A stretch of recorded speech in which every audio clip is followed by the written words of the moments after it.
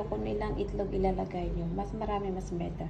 Pero sa akin kasi, isa lang kasi meron na akong marami na akong sangkap. At mamaya, meron akong ilalagay na isa sunny side egg ko to. Yan.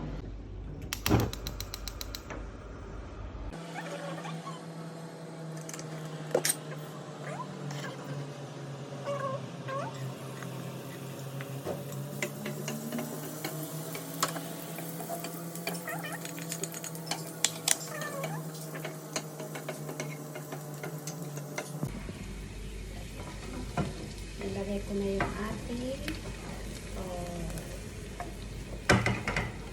mga sangkap. Halo-haloin lang natin.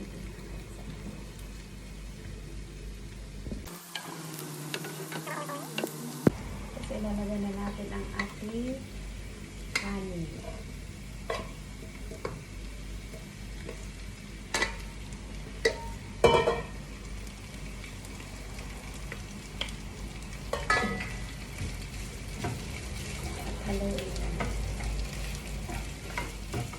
Haluin natin sa mag-combine nito. Then, ilalagay natin itong itlog dito.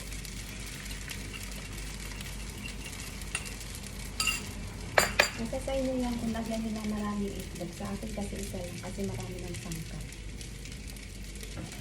Haluin na natin.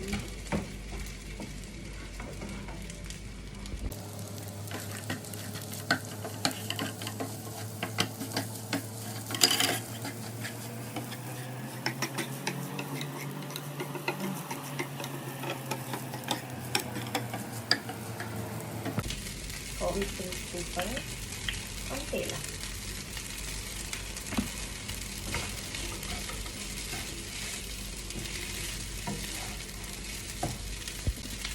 Seasoning. Sige yan sa inyo, like soda o sa saluwi lalagay mo.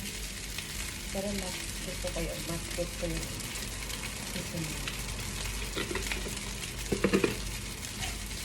Haluin lang. At ayan na nga, mami, luto na nga ang ating fried rice. So, ready to serve na. Charan! At ito na nga ang ating fried rice. I'm so excited na matikman to. Yum, yum, yum.